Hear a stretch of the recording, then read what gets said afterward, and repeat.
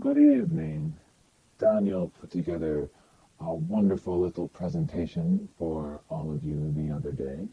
So I had him help me put together my own little presentation for all of you listening right now. I like to call it Vamprism for fun and profit. Two very important things which everyone should love. Daniel, what is this here? Why? Why would you do this? Insult me in my own presentation. He cannot answer. I have duct taped his mouth shut. Ha.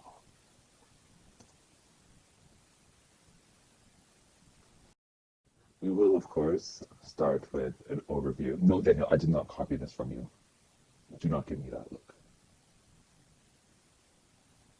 He's giving me a hilarious look. He's got his eyes all big. He's like, "Brr." Let's talk about building up a reputation. This is the fun part. And different kinds of vampirism can be basically split up into two catch-all categories. And we'll talk about investing, which is the profit part. And we'll talk about servants. Servants like poor duct tape Daniel. And we'll talk about adaptation, moving along with the times and the years. And we'll finish off with a little conclusion about things you'll have better learned or else. Reputation, one of the first things we'll talk about is cultivating an aesthetic. That there's a beautiful picture of my aesthetic. You need to work with what you have.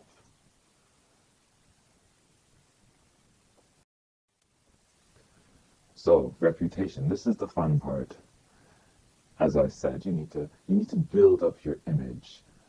Not everyone is elegant like me. There was this one fellow, the Baron of Luxor, and his absolutely repulsive face. But he owned it. So you need to own it. Be who you are.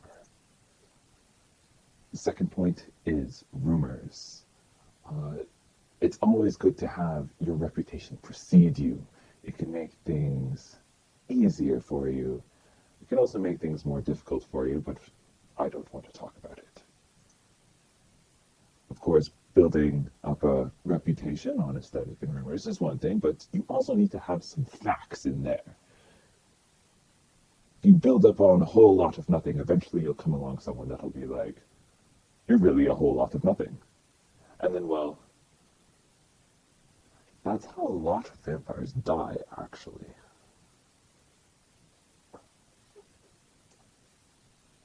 Another good thing is to have a good persona. It's one thing to look the part, it's one thing to have the rumor mill churning about how horrible you are. It's another thing to be actually horrible, but then you also need to be able to throw them off, blend in, have have a daytime happy self that you can paint on your face when you need to go out and about and not be chased by an angry mob. Things like that. And aliases also help with the personae. Have a different name for every time period. It also makes things a little bit different, a little bit easier to inherit things from yourself through the years, bank accounts, property, things like that. And fashion. Always be fashionable, but keep up with the times because vampire hunters like to use your clothes to see if you are one of the undead, because if your clothes are 50 years out of date, they go, "Aha, this person is obviously a vampire. Their clothes are out of date." Keep I'm guessing. I like to carry a yellow umbrella in these modern times.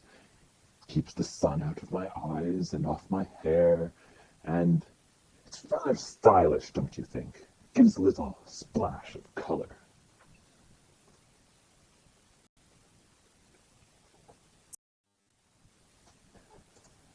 Now I'm going to be comparing two groups.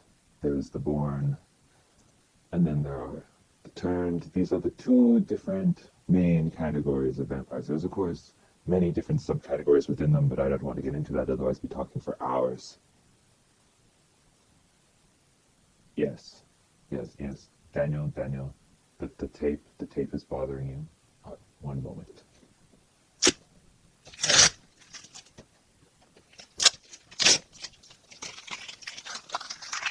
Stuck on a bit there, Daniel. Sorry about that. Why don't you go clean up?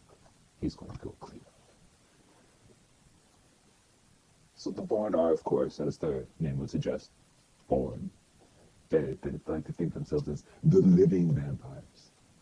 It's a whole bunch of hogwash. And they like to form themselves up into clans of royalty.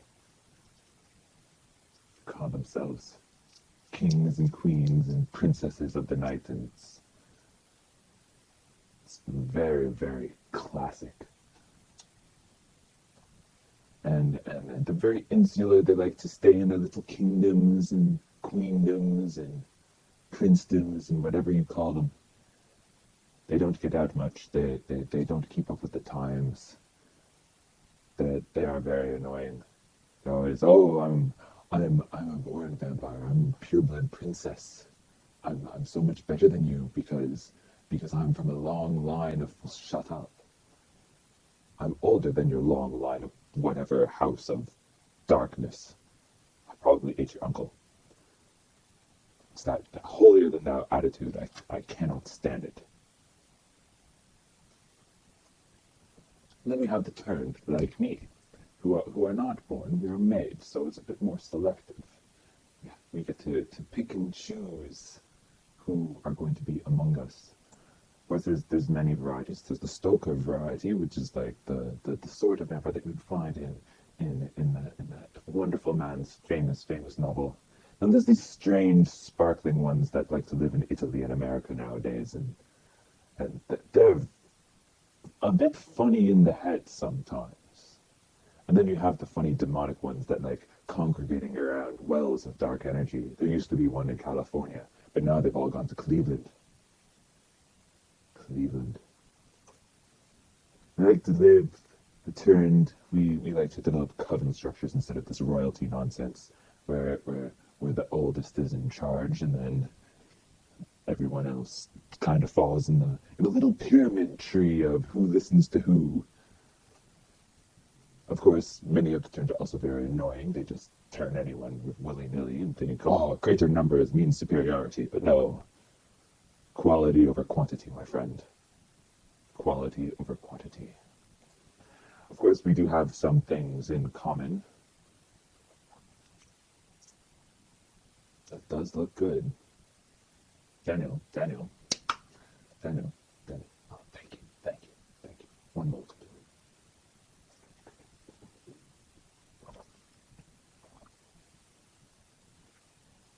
That is very good. Where did you get that? Ah, eBay. The internet is amazing.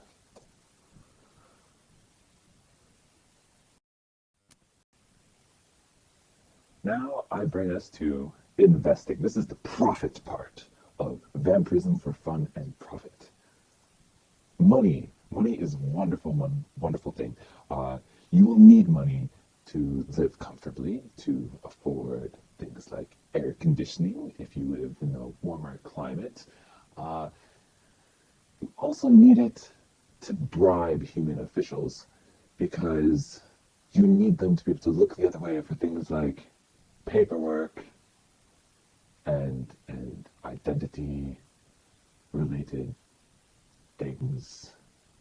Daniel usually takes care of that stuff for me, so I don't really know too much, but I just know the money is important. You need money to throw at problems that you cannot solve with violence. Human banks are a very, very useful institution. Throw lots of money into there. Cumulative interest is a wonderful invention for the long-lived. Yes, there. I even have it on a little bullet point. That is so genius. Thank you, Daniel, for helping me with this computer thing. Lifelong learning. Keep up with your reading about things like the market of stocks and and and the exchange rates. They keep life a little bit interesting. You can see your money go up and you can see it go down, and sometimes it'll hover a little bit, but get yourself a good investor, but always know what it is that you're investing in. Because there was that whole debacle with Nortel, and it probably would have been a better idea to pay closer attention to that. Do your research.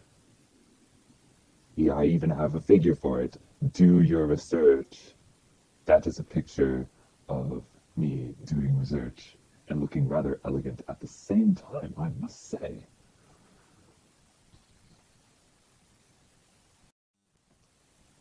And then we will talk about servants. Servants are wonderful. There's different levels of servants, different tiers.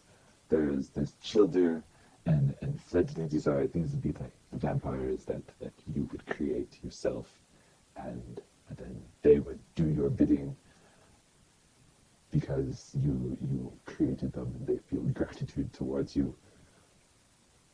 Of course, I never really experienced that. My children were all problematic. Possibly a sign of their great power and my great power. Hmm. And then you have servants. These are humans that you have contracted with through a little ritual, and they will share your longevity and be attentive to you and bring you things like this delicious eBay. Really? Wow. And things like that. So very, very useful, wonderful. Daniel is an excellent example. And then you have the thrall servant, which is a bit less free will, and you always have to get them exact orders because otherwise they'll do something really stupid, or they'll just stand there staring for days at a time, and then you forget to feed them, and then they pass out, and then it's a hassle. Some vampires like them, but they're control freaks. And then you have the blood dolls, and I think only really perverts go after those. Something about someone that wants to be bitten is disturbing. Ah, yes, Daniel has included a picture of himself captioned as the most amazing. Well, you are rather fantastic, Daniel. I will concede that point. Otherwise, you wouldn't have lived this long.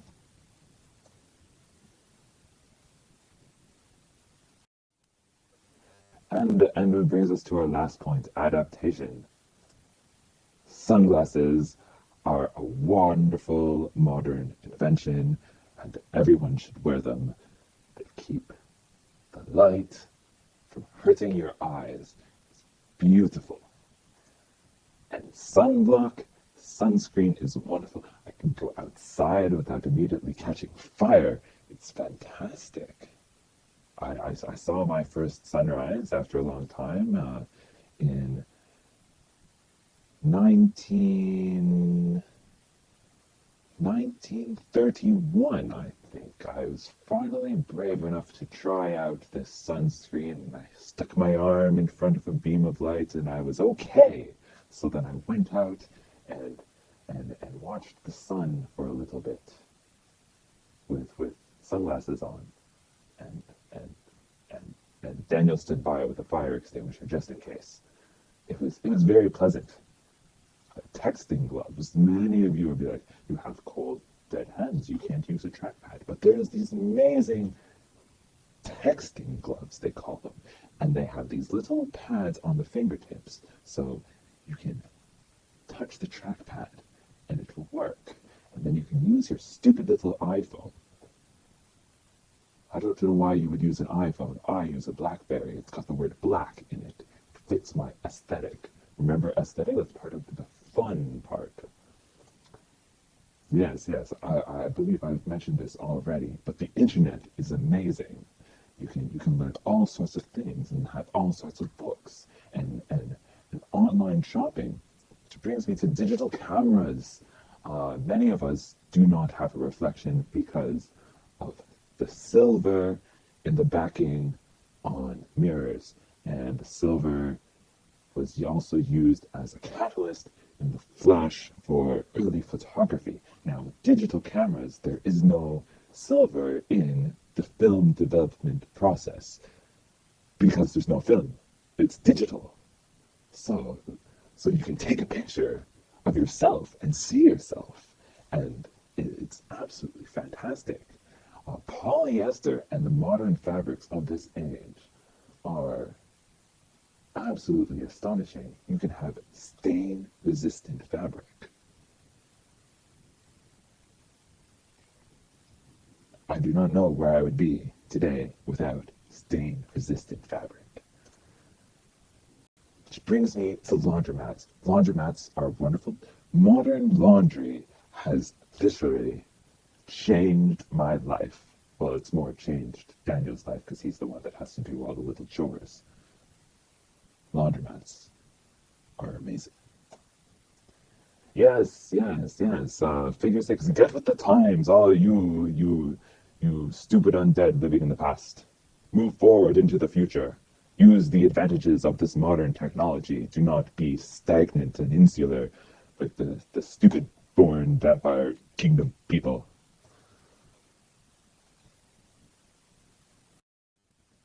So this brings us to our conclusion where I sum up everything and you listen to what I say, which you have been doing for the last 15 minutes. Very good.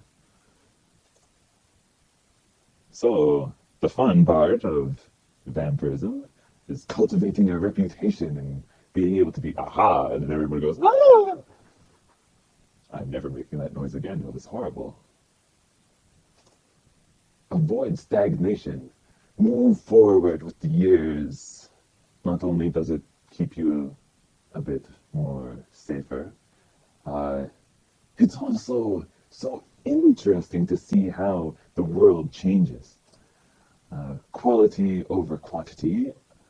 Do not make yourself an overflowing nest of, of, of inferior little peons.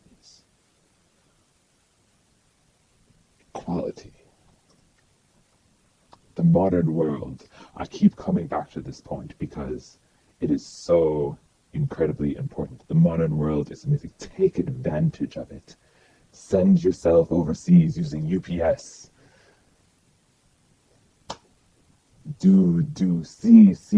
See the world. Watch documentaries on the Netflix. Learn about the place you live in. So much has been discovered in the last 1,000 years. It's amazing. Absolutely astonishing. And if you follow these 4 simple guidelines, along with all the little subpoints and things I discussed, maybe you too will one day be able to reach the height of excellence like me. That is a very flattering picture, Daniel. Thank you.